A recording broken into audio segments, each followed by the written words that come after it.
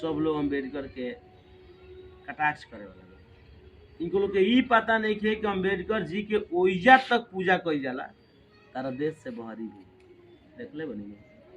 अम्बेडकर जी के संविधान के जो ना राह पे चलल बने वो राह पे हमनी के देश से ना विदेश भी चले। बीजेपी आरजेडी और कांग्रेस इ चुनाव के मुद्दा बनावल जाला जी।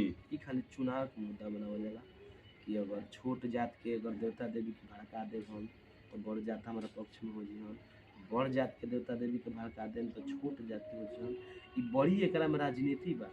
कुछ इंटरव्यू में देखनी है भाई हमार अमने अनमोल कहले बा हम ज्यादा टिप्पणी ना करब इस चीज पर कि आज चिरागे पासवान के देन बा कि पासवान हर जगह गिनाए लगलन तब तो हमने जाए के छोड़ के बैठ जाए के चाहिए। चिरागे भे के देन अगर बाटे पासवान समाज के उजागर में तब तो हमने जाए के छोड़ दे का चीज याद नहीं जुट। अगर पासवान समाज के एक जुट करे के अगर सबसे बड़ अगर केहू अहमियत देले बाटे समय तक कलाकार जी के बात याद कर। आ रहल बात की नेता लोग से कलाकार के कोबो भी प्रति कुछ भी नहीं खेली बात किया कुछ भी चाहे ना हमार सिंटू भाई हो कुंदन भाई हो अनमोल हो तूफान हो रमेश हो तमाम कलाकार कुछ भी नहीं खेली। और रहल बात बाबू की प्लेटफार्म अपना दम पर जी सही बात है। चिराग पासवान जी गज की बाबू आप बहुत अच्छा गाते हैं आप बहुत अच्छा काम करते हैं प्लेटफार्म वही तक वासी आप कहाँ गाते हैं और कहाँ आपका बजता है ये प्लेटफार्म आपका ठीक ना। या आप अगर किसी को लाइव आ जाने से अगर बोल देना से अगर मार्केट में अगर हिट हो जाते हैं तो कौन सिंह के भाई ऋतिक सिंह पता बा नहीं जी कहे नहीं हिट हो जाते हैं। आज भोजपुरी में दूसरा का नंबर पूरे नहीं रहता है। जी सही बात है जी सही बात है। अगर कहने से हो जाता है कोई स्टार आप काम करिए। पासवान समाज के ई के मत कहो कि पासवान समाज के जोड़े में सबसे ज्यादा चिराग पासवान के हाथ पा चिराग पासवान के जोड़े में पासवान समाज के सही बात है। सब कलाकारों का मेहनत कलाकार के और सब हमारे पासवान समाज के अगर हमने के रात दिन ना मेहनत करती जा रात अच्छा हमने के कितना आप लोगों के बदौलत चिराग जी है। चिराग जी के बदौलत आप लोग नहीं है। हमनिए के बदौलत चिराग जी नहीं खान पूरा समाज की बदौलत चिराग जी बा पासवान समाज के बदौलत चिराग जी बा और कास्ट के बदौलत चिराग जी बा। बाकी ई के लोग कहे लगा तो छोट मोट बात हमारा बड़ा अजीब टाइप के लागल। हम बैठो रहनी गाड़ी में एक दिन सुनत रहनी कि उनका ही देन है कि पासवान समाज को हर लोग चीने अरे भाई पासवान समाज में आज भी कहीं तो लोग के बिहार से निकल के देखो बहुत बड़ा बड़ा नेता पासवान समाज में ऐसा कुछ बात नहीं।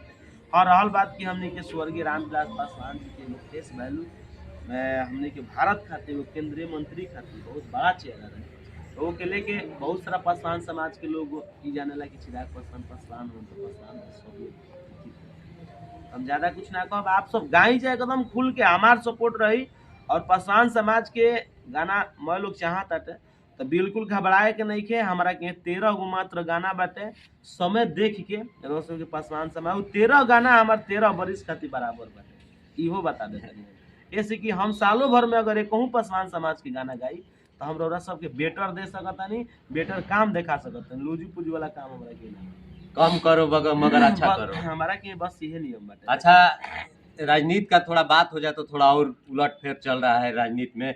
अमित शाह का पुतला भी बक्सर में मैं देखा कि जला रहे हैं भीम आर्मी के लोग ने कहीं ना कहीं उनका विरोध कर रहे हैं। विरोध करने का मुख्य कारण ये है कि अमित शाह कहीं टिप्पणी किए हैं बाबा साहब को बोल रहे हैं कि बाबा साहब का नाम अगर तुम लोग जपते हो 100 बार तो एक बार अगर प्रभु श्री राम का नाम जपोगे तो कहीं ना कहीं तुम लोग का स्वर्ग नसीब होगा। इस पर क्या कहिएगा? गारंटी उनका एकदम बा कि स्वर्ग नसीब होगा। अब तो वही न जानेंगे वो कबर मतलब जपले राम के नाम ऊपर मैंने गारंटी हो गई बेटे कि हम स्वर्गे में जाए ना अमित शाह जी के गारंटी हो गई कि हम स्वर्गे में जाए। जितना नेता सब बड़े नु कब का बोल दिहन कोनो फर्क नहीं कोनो प्लेटफार्म से कुछ भी बोल सकता है। अभी नीतीश कुमार के देख ले रही है लालू यादव जी के देख ले रही है इनको देख लिया कुछ बोले से पहले वो चीज़ के सांस्कृतिक तरीका से सोचे के चाहिए कि का हम बोलत है। अब बाबा साहब के तू बात कैला है तो हमारा तो नहीं लागत कि हमने के हिंदू हैं जाए श्री राम के तो हमने के मान लीजिए कि हर जगह पूजा पाठ करते हैं, देवता देवी हिंदू के सब पूजा करते हैं। बाकी रहल बात कि हमने के अम्बेडकरवादी है जा, हमने के जो ना जाति से बानी जा, वो जाति से पासवान चमार रो जानते बने, SC ST की जितना भी कास्ट बना तो हमने के अम्बेडकर के माने नहीं जा, आज भी हमने के माने नहीं जा और आजीवन माना जा, भगवान से भी आगे माना जा। काहे से कि अगर अम्बेडकर के ही देन बाटे कि हमने के इतना अभी तक जितना झेला तनी जा और इतना हमने के पौले बने जा, अम्बेडकर जी के ही देन बाटे कि हमने के मिलल बा। मिलल का चीजवा हमने के लोग एजा के हिंदू जे भी बाटे नेता बने बड़ बड़ कास्ट में, उहो चीजवा हमने के लिखल बाटे। आ तू उहे पाठ पढ़ावत रहे कि राम के नाम ली तो जीवन धन्य हो जाई, जीवन मतलब एकदम स्वर्ग में चल जीता। स्वर्ग के ठीका उहे ले बड़े राम जी मोना तो जानत रहा कि स्वर्ग में गुल कि नरक में गुल बड़े। एगो पीढ़ी से बना दिया जाला, एगो कहल जाला कि कलजुग हटे, कहीं भटजुग हटे, कहीं सतजुग हटे, कहीं त्रेता हटे। ई होला नु ओ कुल के मतलब उस समय के बात बाटे। कोनो समय में देवते पैदा होत ना, कोनो समय में राक्षसे पैदा होत ना, तब वो मल स्वर्गे में गइल बाटे। स्वर्ग के का सीढ़ी हमनी के देखल बनी जा। एजा संविधान से बड़ा कोनो स्वर्ग नहीं है। संविधान के रचयिता हमनी के बाबा साहब अम्बेडकर जी, हमनी के उस स्वर्ग में गइल हई। इतना देश खातिर इतना विकसित काम कैले बड़े, इतना हमनी के गरीब खातिर, युवा खातिर, संविधान के तौर पर पूरा देश खातिर काम कैले बड़े। उनकर स्वर्ग के श्री लागल। अब श्री राम के नाम हम तो लेबे करेनी भाई, तब सबे के पता बाटे। अब उनकरा कब कहे कि और उनकरे नाम लो, अम्बेडकर जी के नाम छोड़ देते तो गलत बात नहीं बा। तू छोड़ द, ऐसे कि तू जवन हवा सबे जानत है कि तू कोना कठपुतली के मतलब सिंगार बनल बड़ा। हमनी के तो नहीं कि छोड़ सकत, हमनी के तो बाबा साहब के मतलब चाहे वाला। कहीं ना कहीं उनको ऐसा नहीं कहना चाहिए, क्योंकि अम्बेडकर साहब एक महान पुरुष थे, वीर पुरुष थे, जो भारतवासियों के लिए SC ST के लिए करके गए हैं। वो बहुत महानता है, उनको सराहना होनी चाहिए। ऐसा ना हिंसा मैंने अभद्र भाषा उनको नहीं बोलना चाहिए था। देखिए लोग यह जाना तरन कि भारत में सब लोग अम्बेडकर के कटाक्ष करे वाला लोग। इनको लोग के ई पता नहीं है कि अम्बेडकर जी के ओइजा तक पूजा कई जाला तारा देश से बहरी भी देखले बनी। अम्बेडकर जी के संविधान के जो ना राह पर चलल बने, वो राह पर हमनी के देश से ना विदेश भी चले। अभी अम्बेडकर जयंती करो देखले रहनी नु जलागर है काजू कहला कि दुबई में का कहला बुर्ज खलीफा में पिक्चर लागर है नहीं। तो काहे तरह के देश से हट के रामो जी के क्यों चलावेला उजा जी नहीं। अगर यही सवाल उनसे पूछा जाएगा कि आप अपने आप को महान नेता बोल रहे हैं, अगर आपका तो कहीं चर्चा नहीं चल रहा है, तो उनको कैसा लगेगा? एजा खाली बीजेपी, RJD और कांग्रेस ई चुनाव के मुद्दा बनावल जाला जी। ई खाली चुनाव के मुद्दा बनावल जाला कि अगर छोट जात के अगर देवता देवी के भड़का दे हम तो बड़ जात हमारा पक्ष में हो जी, बड़ जात के देवता देवी के भड़का देम तो छोट जात के हो जी। ई बड़ी एकरा में राजनीति बा। आ लोग कहत हटे कि अम्बेडकर जी के साला हमने के तो लगभग लागत हटे कि मरियो जाई जा तो हमने के बेटा भइल लड़का भइल केहू मनबे ना करी, मैं लोग अम्बेडकर जी के मानी। राम जी के तू कहत तो बरियारी के ना मानी, ये तो सब देश मानेला, हमनियों के माने जा। बाकी उनकरा बादे के बाद आपका कहने का मतलब है कि ये लोग भी वैसा कुछ महानता काम करे ताकि हम लोग इनको इज्जत प्रतिष्ठा दे। ऐसा काम नहीं किए हैं तो कैसे हम मानेंगे उनको? इनको से बिल्कुल काम होई अच्छे हरण टाइप के गुण नेता होता झूठों के बस ये अपने कुर्सी के लिए सब बोल रहे हैं। कुर्सी के लेके इनको लेके कौन एगो पार्टी से टिकट मिल जाता तो साला जमीनी स्तर से अगर एगो मुखिया के चुनाव लड़ा दिया गुलती ना जीती है सब। जमीनी स्तर से अपना बेस पॉइंट गांव के देख लो, जैसे मुखिया के चुनाव लड़ा दिला अपना जीते।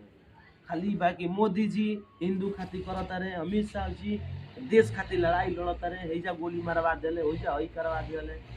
इहे बात ऐसे थोड़ी है भलाई होगा देश का ना, देश के भलाई का होगा।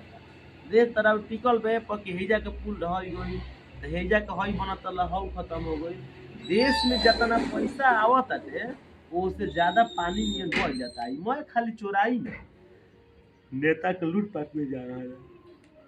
अब बताई एगो चिराग पासवान बीजेपी में वो बंदा 6 महीने के अंदर जौन कह के दिखा दिया देखा तनी जी अभी 4042 अभी वैकेंसी निकल है कृषि में। तो ये सब ये चाह दी महाराज जे सत्ता में बाटे अगर वो चाह दी कि हमारे देश के भविष्य बदल देवे के बाटे बस के बाद 5 दिन के अंदर पूरा देश में बदल बिल्कुल दे। बिल्कुल सिस्टम ही चेंज हो जाएगा। सिस्टम चेंज हो जाएगा कि लोग चाहे ना। अब दुबई में बाटे की जो ना लड़की के तू ताक दियल जो ना लड़की से तू गलत मतलब इथी कर दियल तो तारा के जिंदा जला दे लटका दे। शासन टाइट है वहाँ का। हो जा वैसा होना चाहिए। तारा की है बाटे कि बलात्कार करके लड़की के मुआइयो दियलस पेट्रोल डाल के फिर भी आजाद घूम रहा है। इथी डाल के जराइयो दियलस तो ओकरा बाद का तो चल लिखा गई बेल हो गई। अब बेल पर घूमे लगल तो जाहिर सा बात बा कि जब केहू के बेल हो जाई तो कहीं से कमा के अपन केस लड़ी जी जी लड़ जाई नु। जे ऐसन काम करता ओकरा के वक्त वही समय जैसे लड़की के डेट भइल ओ तरीका को करो के तो। आपका कहने का मतलब है कहीं ना कहीं कि इस देश का नियम कानून का कोई मन वैल्यू नहीं है। देखिए कुछ नियम कानून के करता थे बाबा साहब अम्बेडकर जी हमनी के जो लिख के कइल गइल बड़न कनियो को कमाओ करता रे सर। जी नहीं। आज वीडियो के ब्लॉक में जा अगर जाके कहो कि पंचायत में हो जाए हमारा के काम का ऐसे ऐसे दिक्कत बाटे वो सुनत रे सर। हमारा तो लागते नहीं कि ई सरकार जोन बनल भी एकरा में शासन प्रशासन कहाँ बा कहीं नहीं है। ब्लॉक में जाते ही तरह मारे तरी घर न कोई मारा तरह सन डायरेक्ट फोने आ जाता जैसे कि हाँ आपका जन्म प्रमाण यहाँ पे है मृत्यु प्रमाण पत्र यहाँ पे आप भेंट कर सकते हैं। जा भेंट करे 200 रुपया लेके मृत्यु प्रमाण पत्र जन्म प्रमाण पत्र तार मिल जाए। पहले रहल हटे कि जइब तो 2 रुपया के कागज लेब आवास के फार्म भरब दियाई 7 दिन पर निकल जाए हाथों हाथ बना 7 दिन पर निकल जाए। अब तो हाथों हाथ मिलत है माल दो काम हो जाए। जिसके पास नहीं रहेगा तो जरा पास ना रही तो वह 20 से 21 दिन जाई भुलाइयो जाई ठीक नु जरा के रही तो ओकरा घर हाथों हाथ मिल जाए। ये शासन प्रशासन है जाके बाटे ये तनिको है जाके राजनीति हमरा ठीक ना लगेला। ये देशवे के राजनीति ठीक ना लगेला ऐसे कि एकरा में लोग बढ़िया बढ़िया पगला जियन। अब देखो खराब काम करके गोइल हम केसो करे उनकरा के गोइल कि हमारा संग ऐसे इंसर भइल बा। अब उनकरा के गवाही भी चाहिए गवाहियों के बाद अगर उनकरा के पैसा मिल गई तो उ तू ही गलत हो गई। कहीं ना ऐसे में अपराधी का मन और बढ़ेगा। तो उहे न कहता नहीं कि जाके शासन प्रशासन के जो कहल जाला कहानी कुछ चलिए बहुत बहुत धन्यवाद। आपने बहुत अच्छा सलाह दिया। जो भाई इस वीडियो को देख रहे हैं कहीं ना कहीं अपने दिमाग में बैठा लीजिए कि भाई साहब क्या बोल रहे हैं। इनका बात पर आप लोग गौर करिए। ऐसे झांसा में किसी गलत मैंने नेता हो या अभिनेता हो कोई भी हो गलत आदमी के झांसा में मत पड़िए। अपना क्या सही है क्या गलत है आप खुद सोच सकते हैं। आप एक समझदार व्यक्ति आप लोग हैं तो लास्ट में क्या कहिएगा? लास्ट में हम यह कहम कि आज से एकदम खुल के जितना भी हमने का अपना समाज के चमार पासवान जितना भी अम्बेडकर लोग के जे भी माने वाला बा आज से मैंने एक पहले तो हम नहीं की जानत मैंने के कितना नाम लेता काल करला आज से सुबह होको चाहे शाम होको अम्बेडकर जी के नाम से ही हमने के काम होना चाहिए। छोड़ा कुल दुनियादारी। चलिए बहुत बहुत धन्यवाद।